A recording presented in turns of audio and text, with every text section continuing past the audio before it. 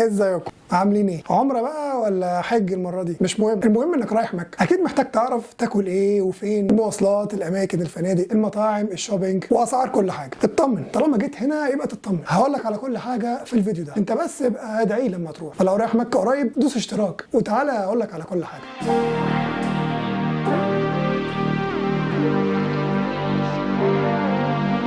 خليني الاول اقول لك مكه المكرمه موجوده فين. مكه موجوده في غرب المملكه العربيه السعوديه، في منطقه اداريه اسمها منطقه مكه المكرمه، نفس المنطقه اللي فيها مدينه جده. مكه مش على البحر، حوالي ساعه عن جده او 72 كيلو. تاني حاجه المناخ، الحراره في الشتاء بتكون حوالي 30 مئويه بالنهار و18 مئويه بالليل، اما في الصيف فبيكون في الاربعينات بالنهار وفي الثلاثينات بالليل. في ايام في السنه الحراره بتوصل فيها ل 50 درجه مئويه. المطر هناك مش كتير ولا طول السنه، بس الفتره من نوفمبر ليناير بيكون فيها امطار، واحيانا بتبقى امطار كتيره بتوصل لمرحله السيول. نسبه الرطوبه طول السنه مش بتقل عن 30، توصل لاواخر الخمسينات في شهور الشتاء. العواصف الترابيه او الرمليه موجوده طول السنه، بس اغلبها بيكون في شهور الصيف. ايا كان ميعاد زيارتك فانت مش هتحتاج للبس شتوي، بس ممكن حاجه تقيله شويه بالليل لو رايح في شهور الشتاء. طيب بخصوص التاشيره، انا مش هكلمك عن التاشيره كتير لان كل بلد ليها التفاصيل بتاعتها، لكن عموما دلوقتي تقريبا كل التاشيرات اللي السعوديه بتصدرها بتسمح لك ان انت تزور مكه والمدينه وتعمل عمره، زي التاشيره السياحيه او تاشيره العمره والزياره وحتى الترانزيت. هي الفكره مش في المنع من دخول مكه، انما المنع هيكون في التطبيق الخاص بالعمره. مش هتعرف تاخد تصريح عمره من التطبيق طالما التاشيره بتاعتك ملهاش حق في كده. لكن حاليا مفيش اهتمام قوي بالموضوع ده، لان تقريبا زي ما قلت لك كل التاشيرات بتسمح لك بالعمره، حتى التاشيرات السياحيه، ودي تقدر تقدم عليها عادي من مكتب تقديم التاشيرات السعوديه اللي في الدوله بتاعتك. طبعا بتقدم الورق اللي بيطلبوه منك مع طلب التاشيره، زي جواب من جهه العمل وكشف حساب بنكي وكام ورقه كده، وده طبعا لعدد معين من الدول. في دول تانية تقدر تاخدها من المطار اول ما توصل للسعوديه، او ممكن تقدم عليها اونلاين من موقع منصه التاشيرات اللي هو الموقع ده بالنسبه للتاشيره السياحيه. اما تاشيرات العمره فدي شركه السياحه اللي انت طالع معاها هي اللي بتعملها. اما بخصوص اخر تاشيره عملوها هناك وهي تاشيره الترانزيت، فدي بتقدر تاخدها ايا كانت جنسيتك، وكمان بتقدر تاخدها اونلاين، بس شرطها الوحيد هو انك تكون حاجز مع شركه طيران سعوديه. الطيران السعودي فلاي ناس فلاي ديل، بمجرد ما بتحجز تذكرتك بتقدر تاخدها اونلاين، ودي بتسمح لك تدخل السعوديه عمره سياحه زياره كل اللي انت عايزه، بس مدتها 4 ايام بس. التاشيره دي مجانيه وبتطلع في خلال 3 دقائق، بمجرد ما بتقدم الطلب بيتوافق عليه وبتتبعت لك التاشيره على الايميل. بتدفع بس رسوم اداريه ورسوم تامين صحي. معاك بقى 4 ايام تروح فيهم مكه، المدينه، جده، الرياض، تعمل عمره، تنزل البحر، تزور قرايبك، اي حاجه. بعد 4 ايام لازم تخرج، ما ينفعش تجددها. تقدر تقدم عليها من موقع منصه التاشيرات او من موقع روح السعوديه او من موقع شركه الطيران اللي حجزت معاها. طيب العمله في السعوديه، العمله السعوديه هي الريال السعودي، والريال بيتكون من 100 هلله، والدولار بيساوي 3 ريال و750 هلله وقت تصوير الحلقه دي. بخصوص تغيير العمله هناك، مكاتب الصرافه موجوده هناك في كل حته في مكه. من اكتر المدن اللي فيها عملات في الصرافه هتقدر تغيرها، هتلاقي كل العملات العربيه والاوروبيه وعملات البلاد اللي بيجي منها عماله كتير. اما لو حابب بقى تجيب خط التليفون لما تروح هناك، ففي السعوديه شركات كتير للتليفونات، اشهر 3 فيهم هم اس تي سي وزين وموبايلي، دول اللي منتشرين اكتر وعندهم خدمات اكتر. في شركات تانية زي فيرجن وجو ليبارا وجوراء، وهتلاقي منافس بيع للخطوط دي في اي مطار توصل فيه، وكمان هتلاقي اكشاك في الشوارع قصاد الحرم بتبيع الخطوط، بس يكون معاك جواز السفر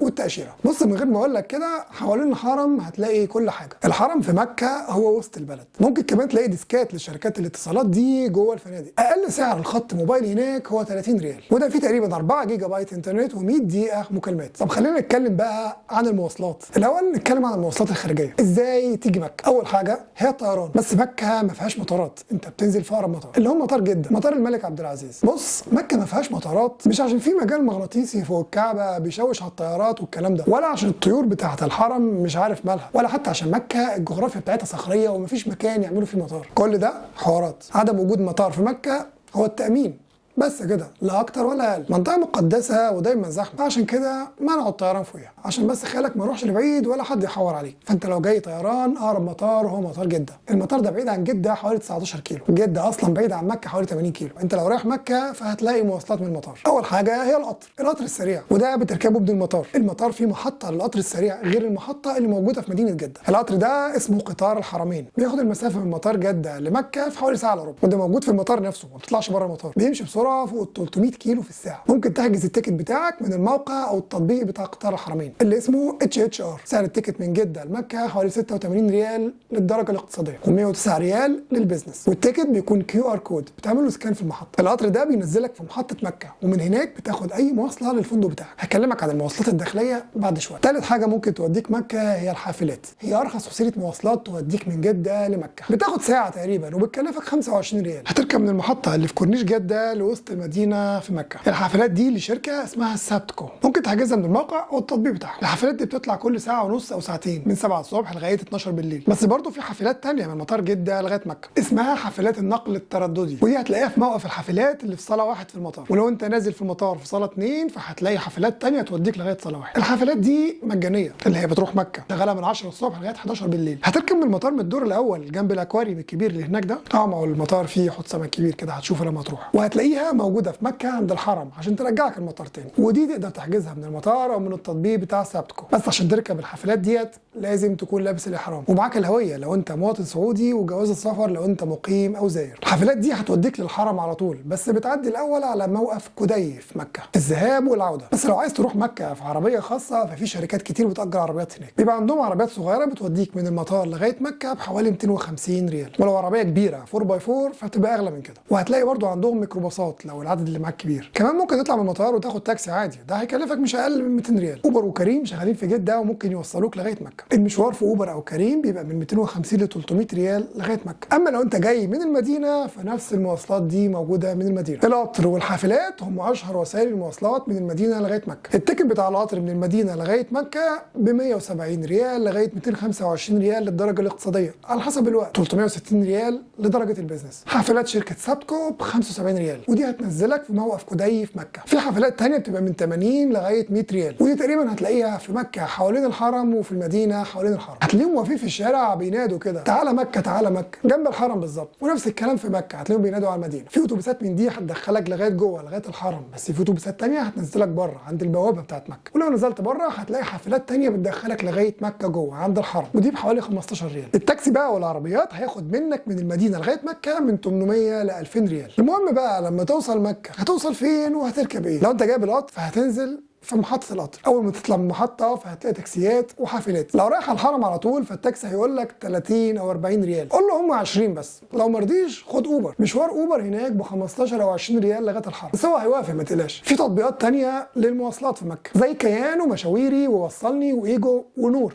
اللي بيعتبر ارخص واحد فيهم. التاكسيات الرسميه هتلاقي مكتوب عليها اجره على باب العربيه، بس عموما الاجره بتكون من 25 ل 50 ريال للمشوار، وفاصل في الاجره عادي قبل ما تركب. مكه برضو فيها حافلات للنقل الداخلي اسمها حافلات مكه. الحافلات دي بتغطي تقريبا كل حته في مكه، 12 خط حافله وحوالي 450 محطه جوه مكه، من الحرم للتنعيم لعرفات لكل حته، والمواعيد بتاعتها مظبوطه. في 4 محطات مركزيه للحافلات دي موجودين حوالين الحرم، واشهر محطه في مكه هي محطه موقف كدي، موجوده في وسط مكه بس مش قريبه من الحرم. مداخل مكه كلها برضو فيها مواقف الحافلات. ممكن تنزل التطبيق بتاع حافلات مكه او تشوف على الموقع بتاعهم، هتلاقي عليه كل خطوط الحافلات دي وارقامها ومواعيدها، وهتلاقي برضو خطوط السير بتاعت كل حافله موجوده في المحطه اللي انت واقف فيها. الحافلات دي اول ما اتعملت كانت مجانيه، بس بعد كده مش هتبقى مجانيه على حسب ما قالوا، هتبقى ب 2 ريال للمشوار ايا كان عدد المحطات. تنزل التطبيق بتاع حافلات مكه وبتعمل حساب عليه، وبتشحن المحفظه بتاعتك بكارت البنك، وبعد كده بتشتري التذاكر، بس خلي بالك عشان ليها فتره صلاحيه. التذاكر بتتبعت لك على الايميل بتاعك. اخر نوع في المواصلات في مكه هو المترو او قطار المشاعر، بس قطار المشاعر ده مش بيغطي غير الاماكن اللي فيها الحج بس، ومش بيشتغل غير في وقت الحج. شغال في مناطق عرفات ومنى ومزدلفه ولغايه رمي الجمرات. القطر ده بيشتغل من يوم 7 ذي الحجه لغايه نهايه ايام التشريق، يعني 7 ايام بس في السنه، بس بيحل ازمه كبيره. القطر ده من غير سواق، والتذاكر بتاعته عباره عن اساور بتلبسها في ايديك. في 4 الوان من الاساور دي او التذاكر، ودي حاجه انت مش بتختارها، دي اجراءات تنظيميه هم اللي بيقرروها. تذاكر القطر ده بتبقى غاليه شويه، حوالي 400 ريال، ودي للفتره كلها، الرحله كلها ل7 ايام. دي كده كل حاجه عن المواصلات في مكه. بس في حاجه تانية مهمه انت لازم تعرفها. اغلب الفنادق اللي بيكون بعيد شويه عن الحرم او البعيد قوي عن الحرم بيكون عندها حافلات خاصه بيها بتنقل النزلاء بتوعها من الفندق لغايه الحرم. ممكن الحافلات دي يكون ليها مواعيد معينه بتطلع وترجع فيها، او ممكن ما يكونش لها مواعيد، رايحه جايه طول اليوم. لو جاي مكه بعربيتك عشان تعمل عمره مش هتعرف تركن قريب من الحرم، هتاخد مخالفه كبيره، فالفندق بتاعك ممكن يوفر لك ركنه لو معاك تصريح بالعمره. في 4 اماكن في مكه ممكن تركن فيهم العربيه بتاعتك مجانا، وده طبعا لو معاك تصريح بالعمره، وده اللي بتعمله من تطبيق طريق نسك. بص هي بعيده شويه عن الحرم، فانت هتنزل وهتاخد مواصله ثانيه لغايه الحرم. المواقف دي هي كدي والزاهر والجمرات وموقف الامير متعب، واللي برضه اسمه موقف انفاق المصافي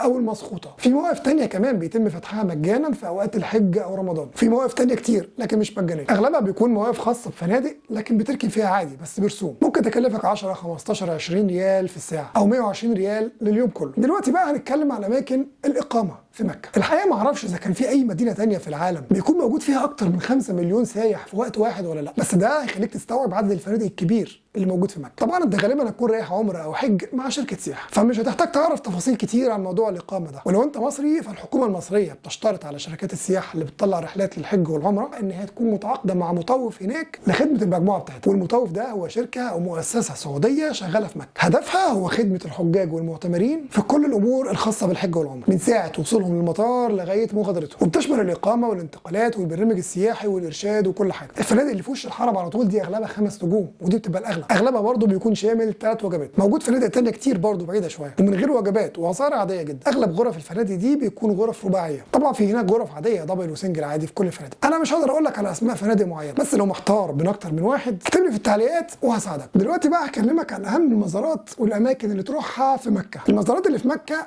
كلها مزارات دينيه، ودي لو انت جاي مع شركه سياحه بتحددوا يوم معين وبتاخدوا الاتوبيس من الصبح وبتلفوا عليها كلها، وبتكونوا مخلصين زيارتهم كلهم قبل الظهر. زي جبل عرفات، اشهر واهم مكان في مكه بعد المسجد الحرام، بعيد شويه عن مكه بتاع 22 كيلو كده، بيسموه برضو جبل الرحمه. طبعا الوقوف على جبل عرفات او عند جبل عرفات هو فرض اثناء الحج، ممكن تروح هناك بالقطر بتاع المشاعر، انما في العمره انت ممكن بس تروح هناك وتتصور وكده، مفيش مشكله، مكان عادي مفتوح. تاني مكان هو دار الارقم ابن ابي الارقم. بص هو مفيش مكان دلوقتي موجود على الارض اسمه دار الارقم ابن ابي الارقم. المكان ده اصلا كان بيت ايام الدعوه الاسلاميه، بس المكان ده بعدين اتحول لمدرسه، بس دلوقتي هو مش موجود اصلا. البيت ده كان موجود على جبل الصفا، اقرب مكان ليه حاليا هو بوابه الارقم ابن ابي الارقم اللي جوه المسجد الحرام، يعني ده مش مكان انت هتروح تزوره. ما اعرفش الحقيقه الناس بتقول عليه من المزارات ليه، مفيش دلوقتي مكان اسمه كده. ثالث مكان تروحه او تاني مكان يعني هو غار حراء. طبعا غار حراء هو المكان اللي نزل عليه الوحي على سيدنا محمد. الغار ده موجود على جبل اسمه جبل النور، على ارتفاع اكتر من 630 متر كده من الارض، تشوف من فوق مكه كلها والحرم كله، بس طبعا مش بتشوف الكعبه نفسها عشان الادوار اللي اتعملت في المسجد الحرام اثناء التوسعات. طلوع الجبل ده عاوز مجهود شويه لغايه ما توصل للغار، فممكن ما يكونش مناسب لكل الناس. اغلب الرحله بتكون طالعه على صخور شبه السلالم كده، بتاخد ساعه ونص ساعتين لغايه ما توصل للقمه وتوصل للغار. الغار نفسه مكان ضيق ما بياخدش اكتر من 5 افراد في وقت واحد. في الطريق وانت طالع فوق اماكن ممكن تشتري منها حاجه تاكلها او تشربها. اغلب الناس بتطلع بعد الفجر على طول عشان الوقت بيكون نهار وما يضيعوش طبعا اي صلوات. We think how our Prophet Muhammad sallallahu alaihi wasallam come here without the facilities. How he come here? الغار بعيد 4 كيلو عن الحرم تقريبا. في بدايه طلوعك للغار هتلاقي تحت مركز ثقافي كبير اسمه حي حراء الثقافي، في برضه مجموعه من المراكز التجاريه. في ناس بتقول لك هيعملوا هناك تلفريك يطلع لفوق، لا مفيش الكلام ده. الغار الثاني المشهور في مكه هو غار ثور، وده هو المكان اللي آوى اليه سيدنا محمد وابو بكر الصديق اثناء طريقهم من مكه للمدينه، وده برضه بيبعد 4 كيلومتر عن الحرم بس جنوب الحرم. الغار موجود على جبل ثور على ارتفاع 760 متر. الغار نفسه ارتفاعه حوالي متر وربع، صغير جدا. الطريق للغار فوق هو تقريبا نفس الطريق بتاع غار حراء، وبرضه حوالي ساعه ونص ساعتين لغايه فوق. الرحلتين دول من الرحلات المتعبه، انت لو بتخنق من الطريق الطويل او المشي الكتير او الشمس او الحر ما تروحش. طيب اكبر واقدم مقابر في السعوديه كلها، واحده من اشهر المقابر الاسلاميه اللي بيسموها ساعات هناك بقيع مكه، مقابر المعلاه او المعلى. هي مقابر بس ممكن تروح تزورها عادي. المدفون هنا السيده خديجه ومجموعه من اشهر الصحابه واقارب سيدنا محمد. هي المقبره الاساسيه لاهل مكه لغايه دلوقتي، فممكن تروح هناك في اي وقت. طيب مكه بقى فيها مجموعه من المساجد المشهوره واللي الناس بتحب تروحها في زيارات، زي مسجد التنعيم او مسجد عائشه. ده واحد من اشهر مساجد مكه، لان هو كمان المكان اللي بيحرم منه اهل مكه او المقيمين فيها. ده حد الميقات المكاني بتاع اهل مكه، نهايه حد الحرم. هو واحد من ال6 مواقيت بتوع اهل مكه، واغلب اللي بيروح هناك بيروح عشان يحرم لما يحب يكون عايز يعمل عمره ثانيه. الجامع كبير وفيه مواصلات كتير بتروح لغايه هناك، هو بيبعد تقريبا 7 كيلو عن الحرم. انا دايما بقول لكم المسافه بين اي مكان والحرم، لان زي ما قلت لكم قبل كده الحرم هو تقريبا وسط البلد بتاع مكه. مسجد نمره واللي موجود في عرفات، وده اللي الحجاج بيصلوا فيه الظهر والعصر جمع وقصر اثناء الحج يوم وقفه عرفه. المسجد كبير وبياخد حوالي 400 الف مصلي في وقت واحد. المسجد كمان ليه اسماء ثانيه زي ابراهيم الخليل ومسجد عرفه ومسجد عرنه. بس خلي بالك لو رايح حج في جزء من الجامع ده بيكون داخل حدود عرفه وجزء خارج حدود عرفه. في كمان مسجد مشهور في مكه اسمه جامع عائشه الركحي، هو جامع جديد بس اخد شهره كبيره، وده لان هو جامع كبير والتصميم المعماري بتاعه متميز. مسجد تاني مشهور برضه بس هو صغير شويه اسمه مسجد البيعه، او برضه بيسموه مسجد العقبه. اتسمى كده لان هو اللي اتعمل فيه بيعه العقبه، موجود في وادي منى 300 متر من جبره العقبه. مسجد الخيف ده بقى مسجد كبير جدا، موجود عند منى بالظبط، اكيد هتشوفه لما تروح تحج. موجود عند الجمره الصغرى، ده المكان اللي كان بيصلي فيه سيدنا محمد في منى. في بقى جامع جديد حاليا هناك اسمه جامع الملك عبد الله بن عبد العزيز، ده موجود في منطقه كبيره جدا في مكه، هي لسه حاليا تحت الانشاء وقت تصوير الفيديو ده. المنطقه دي هيبقى اسمها مسار. المنطقه دي هي منطقه طويله جدا من اول الحرم لغايه محطه قطار الحرمين في غرب مكه، حوالي طول 3 كيلو متر في عرض 320 متر. هيكون فيها مولات ومساجد وفنادق ومساكن وبلازا كبيره ومنطقه متاجر كبيره جدا. دي هتبقى اهم وافضل منطقه في مكه كلها. وجامع الملك عبد الله اللي بقول لكم عليه موجود في نص المنطقه دي بالظبط. من قلب مكه المكرمه لاهل مكه وزوارها، مسار. دي كانت اشهر المزارات الدينيه اللي في مكه، بس في اماكن تانية برضو في مكه ممكن تروحها وهي اماكن مشهوره جدا، زي مثلا برج الساعه، البرج الطويل اللي قصاد الحرم على طول ده، اللي فيه الساعه الكبيره دي في القمه بتاعته. البرج ده والابراج الست اللي حواليه بيسموهم وقف ابراج الساعه، كان اسمهم ابراج البيت قبل كده، وبرضو هم معروفين باسم وقف الملك عبد العزيز. بس انت اكيد مش هتوه عن المكان ده، يعني المكان ده اصلا هو اللي الناس بتدور عليه من بعيد لما يكونوا حابين ان هم يروحوا الحرم، باين من كل مكان في مكه تقريبا. برج الساعه اصلا هو اطول برج في السعوديه كلها، واحد من اطول ناطحات السحاب في العالم. الحقيقه الارقام المرتبطه بالمجمع ده ارقام كبيره، اكبر ساعه في العالم 43 متر، اعلى ساعه في العالم، اغلى مبنى تجاري في العالم اكتر من 400 مصعد، ومجمع تجاري كبير على 5 ادوار بين السبع مباني. المبنى الرئيسي للمجمع ده اللي هو برج الساعه موجود فيه متحف اسمه متحف برج الساعه، ده موجود في اخر 4 ادوار في المبنى. المتحف ده فيه تاريخ انشاء المبنى وامور تعليميه ثانيه خاصه بالفلك والكون، والدور الاخير فيه منصه كبيره ممكن تشوف منها الحرم من فوق، وكمان في جامع ممكن تصلي فيه لو جاء وقت الصلاه وانت موجود فوق. المعرض يحوي معروضات وشاشات بث من أقمار صناعية عدة، ويعد واحدا من أهم المراكز التي تقدم المعلومات عن الحرم المكي. المتحف ده ليه تذكرة دخول 150 ريال، ممكن تحجزها اونلاين او ممكن تحجزها من هناك من الدور الارضي او من مول ابراج البيت او من الدور بي 9 في برج الساعة. مواعيد الدخول للمتحف ده بتكون من الساعة 2 الظهر لغاية 11 بالليل. يا أهلا وسهلا في متحف برج الساعة. من المزارات الغير دينية برضه في مكة هو متحف مكة، أهم متاحف مكة واللي بيتكلم عن تاريخ المدينة زمان ودلوقتي. أكتر من 500 قطعة أثرية زي نسخ للمصحف ومجسمات للكعبة. مواعيد الزيارة بتكون من 8 الصبح لغاية 12 ونص الظهر، ومن 4 العصر ل 9 بالليل، والدخول مجاني. في متحف كمان هناك اسمه متحف السلام عليك أيها النبي، هو اسمه كده. المتحف غرضه عرض كل حاجة تتعلق بسيدنا محمد، سواء الحاجات اللي كان بيستخدمها أو السلاح أو اللبس، وعرض شرح ليها بطرق مختلفة سواء بصور أو مجسمات. المتحف موجود في منطقة النسيم على طريق الطايف. المواعيد من 8 الصبح ل1 الظهر، ومن 5 ل 9 بالليل، والدخول مجاني. على طريق مكة القديم بقى وحوالي 9 كيلو من الحرم هتلاقي معرض عمارة الحرمين، ده بقى متحف بس للحرمين مش الحرم المكي بس، صور ومجسمات وقطع اثريه ومخطوطات، نماذج من كسوه الكعبه وباب الكعبه القديم، الاطار بتاع بير زمزم والمكن اللي كان بيتعمل منه كسوه الكعبه. المعرض مفتوح من 8 الصبح لغايه 10 بالليل، وبرده دخول مجاني. في بقى هناك مكتبه مشهوره جدا اسمها مكتبه مكه المكرمه. المكتبه قريبه من الحرم ورا الصفا والمروه عند باب السلام. هي مكتبه صغيره دورين بس ومساحتهم 24 متر، فيها كتب ومخطوطات كتير، بس اكتر حاجه بتميز المكتبه ديت موجوده مكان البيت اللي اتولد فيه سيدنا محمد، اللي هو دار عبد المطلب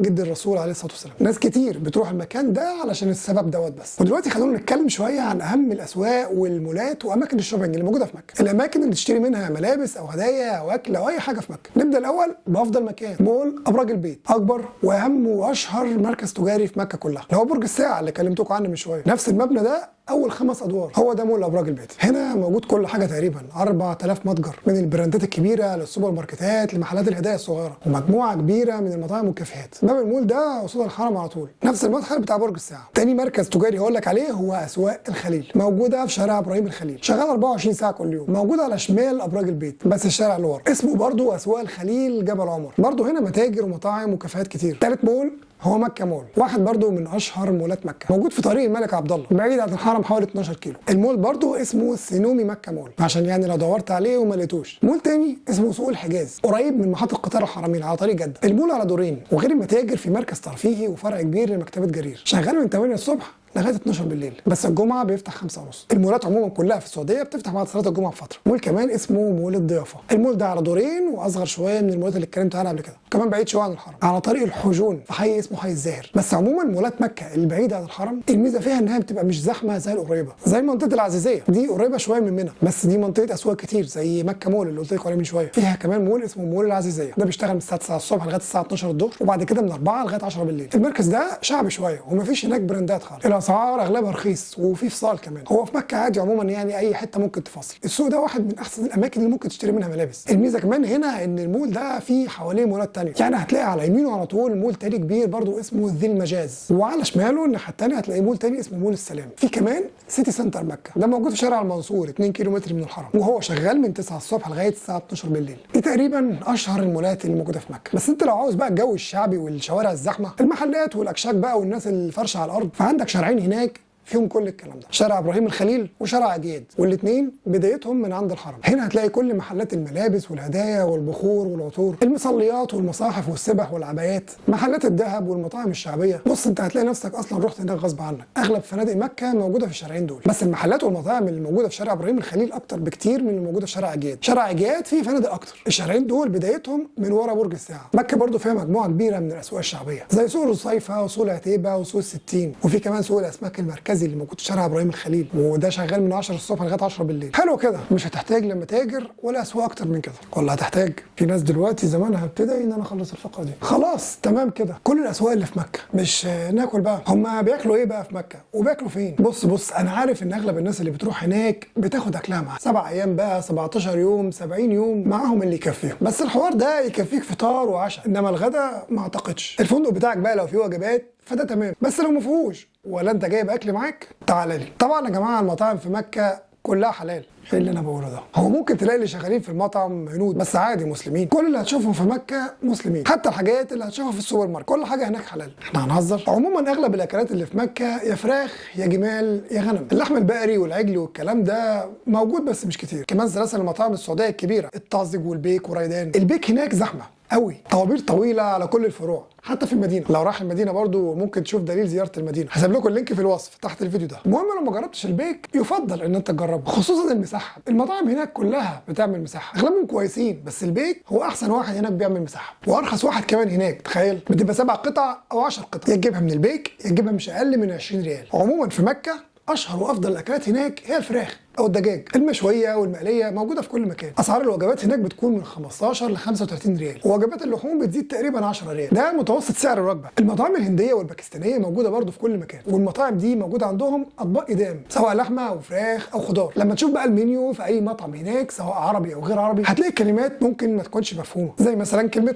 نفر يعني طبق واحد، وكلمه حبه معناها فرخه كامله. الادام ده بقى هو طبق فيه لحمه او فراخ او خضار محطوطين في صلصه وشوربه وعليهم بقى بهارات وتوابل. كل المولات الكبيره هناك موجود فيها منطقه مطاعم فود كورت، يعني زي ابراج الصفوه وابراج البيت قصاد الحرم على طول. بس لو عاوز تروح مطاعم هقول لك على مجموعه من افضل المطاعم في مكه. مطعم ابو عبد العزيز، ده مطعم مشويات موجود في شارع ابراهيم الخليل، ده مطعم اكل عربي وواحد من افضل واشهر مطاعم مكه. مطاعم بن علي في شارع عمر بن عبد العزيز في حي جرول، وليه فرع تاني في الشوقيه. مطعم كباب الميرو ده موجود في منطقه الفلق، موجود برضه في منطقه الفلق مطعم اسمه كبيبه الفلق، موجود في حي الجميزه. عنده الكبيبه بقى بيعملوها هنا مختلفه شويه عن الكبيبه الشاميه او الكبه. مطعم وادي حضرموت وريدان في منطقه العزيزيه. مطعم السندي او مطبق عبد الله السندي، المطبق ده هو فطير بالبيض بيكون حلو او حادق. المطعم ده موجود منه فرعين، واحد في منطقه الهجره وواحد في منطقه الشوقيه. مطعم شاورما جحا ده موجود في كذا مكان، ابراهيم الخليل والعزيزيه والشهداء واماكن تانية. ده اكل مصري بقى، فول وطعميه وكشري وكبده وشاورما. من المطاعم المصريه برضو كشري التحرير في شارع ابراهيم الخليل، وفلفله في منطقه العمره الجديده. مطعم وليمتي في حي النزهه وده بعيد شويه، ده عنده اكل خليجي، مطبي ومندي ومدفون. كبسه حاشي في العزيزيه عند جبل النور كده. في حلويات ابو نار بقى لو عايز حاجات حلوه، ده موجود في حي المحمديه. مطاعم السلام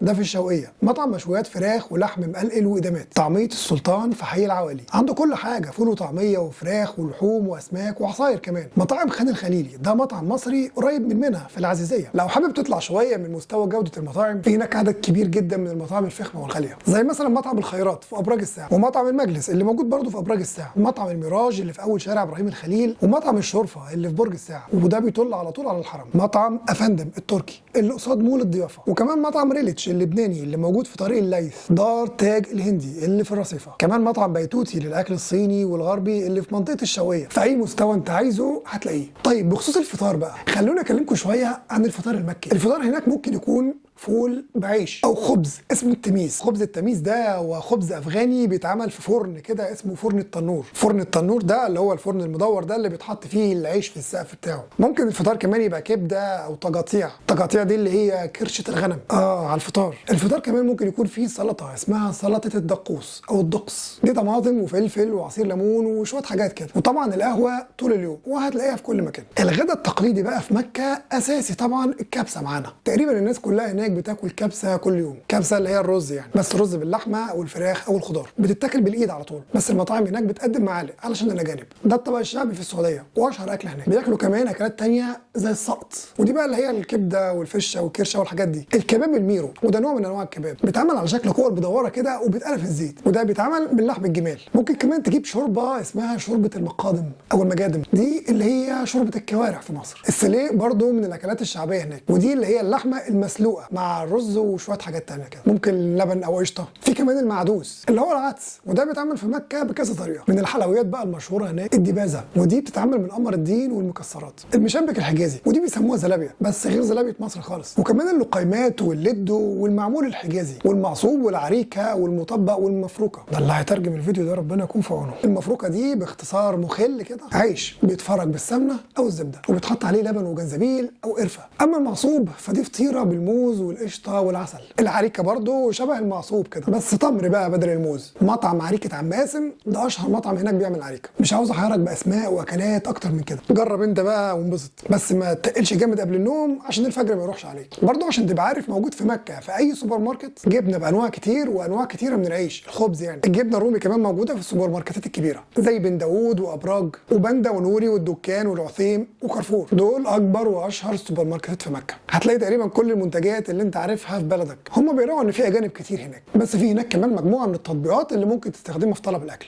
دول اشهرهم هانجر ستيشن، جاهز، ذا تشيفز، مرسول. في تطبيقات تانية كتير بس دول الافضل جوه مكه. طيب بص بقى، في مكه حاجه اسمها وجبات السبيل. ايه بقى وجبات السبيل دي؟ الحجاج والمعتمرين في مكه احيانا بيكون عليهم كفارات، واحيانا بيكون في ناس عاوزه تطلع صدقات، ففي هناك منطقه جنب الحرم مخصصه للحاجات دي موجوده قصاد باب 87 و88 جنب برج الساعه في اول شارع المسفله. المكان ده طول اليوم هتلاقي ناس هناك بتوزع وجبات، مش بس للفقراء، لاي حد، ودي طبعا مجانيه تماما. اما لو كنت انت اللي عاوز تطلع الوجبات ديت، فهتلاقي هناك مطاعم كتير بتبيع وجبات سبيل جاهزه ب 10 ريال مثلا او اكتر للوجبه الواحده. انا كده خلصت، بس خليني اقول لك على شويه نصايح كده قبل ما تروح. بصوا، محدش يقول لي هي مكه امان ولا لا. مكه امان طبعا، البلد مش بتنام اصلا، 24 ساعه زحمه، بس ده ما يمنعش ان انت تخلي بالك. عادي زي اي مكان في العالم ممكن يحصل سرقه، وهتلاقي هناك ناس بتحاول تستغلك وتاخد منك فلوس. ما انت عاوز تتصدق بقى وما عندكش مانع تدي فلوس لاي حد، قبل ما تروح نزل تطبيق نسك اللي كان اسمه قبل كده اعتمرنا. ده بتقدر تحجز بيه ميعاد العمره، غالبا مش هتحتاجه، هتدخل على طول من غيره، لان الدنيا هناك زحمه قوي ومش مركزين مع الحجوزات. في هناك مدخل واحد بس هو اللي مخصص لدخول المعتمرين، ده المدخل الوحيد اللي بيدخلك لصحن الكعبه، بس مش هتدخل منه غير لو انت لابس الاحرام.